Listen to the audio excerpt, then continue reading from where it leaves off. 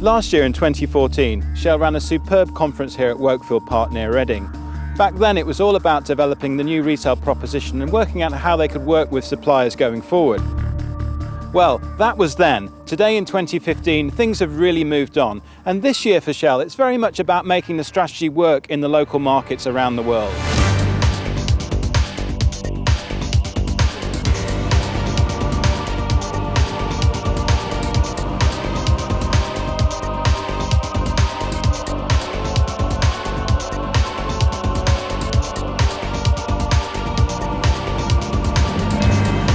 Last year at this event, it was all about ideas. What should we do?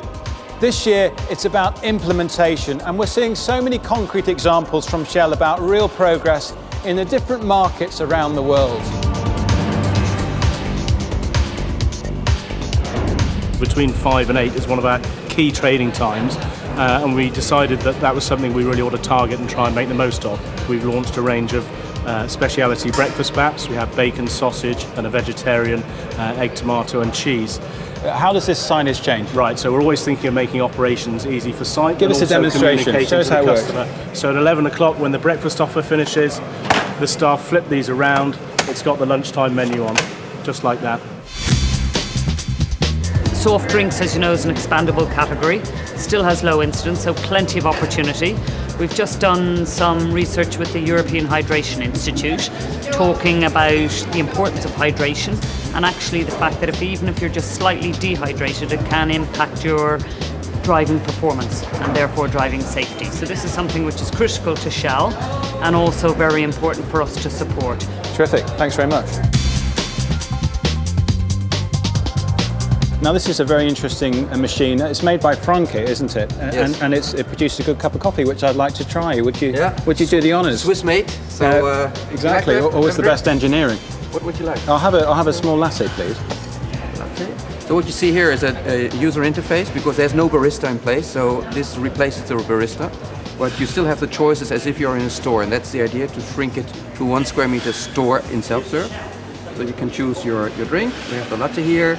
And you can tailor the drink, like in the store, which bean you want, whether you want an extra shot or not, whether you want a syrup to it. I assume you want. I'll have a regular one. I'll have a dark. I'll have one of those. Regular one, no syrup with it. No, thanks. No sweets. Okay. And Here you go. And do you find, I mean, this personalisation that we're doing here? Do you think that's quite an important thing, Meryl, for the customer? Yes, it is. What we see is that kind of a milk-based and fresh bean beverage is becoming more and more important, but we also see the customization of the drink becoming more and more important. People want to have their own drink, and they want to make it as they want to. So they want to have the choices and the options. And what we really see is the fact that we offer syrups, we offer different types of beans. Also offering a chai tea latte, for example, is really, really successful. What is even better is that the consistency of the machine is fantastic. So it's actually as if you're having a real Starbucks coffee, only made by a machine and not by a barista. And it tastes pretty good.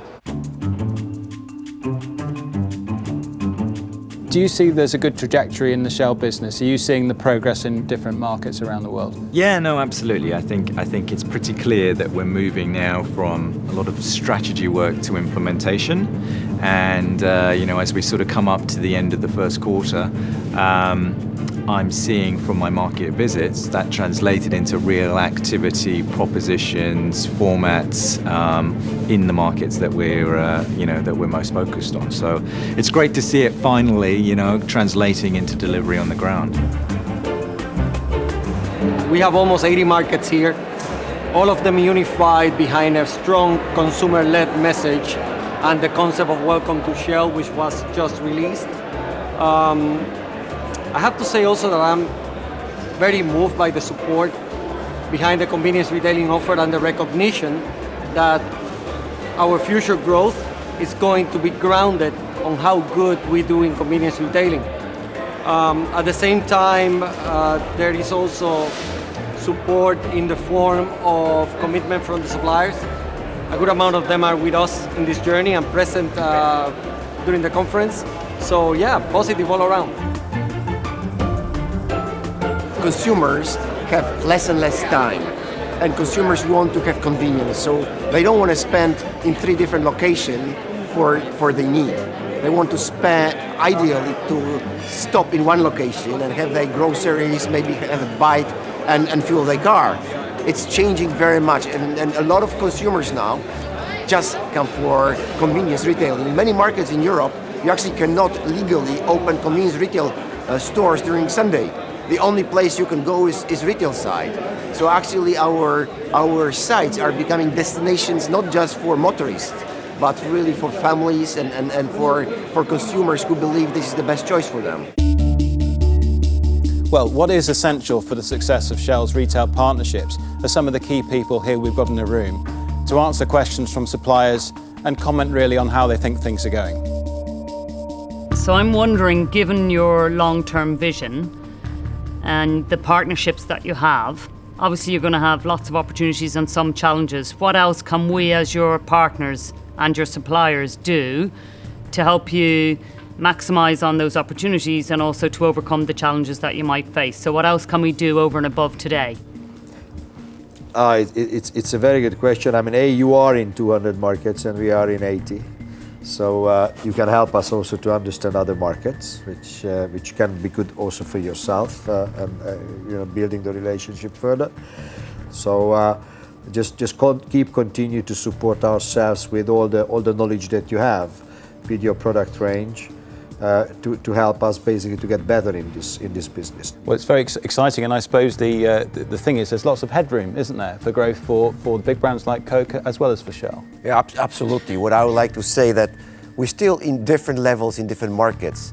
In some markets, we manage the categories pretty well centrally, and we know what we're doing. In some other markets, where traditionally we have not been that much involved, we leave it to the people who actually operate the sites to take decisions.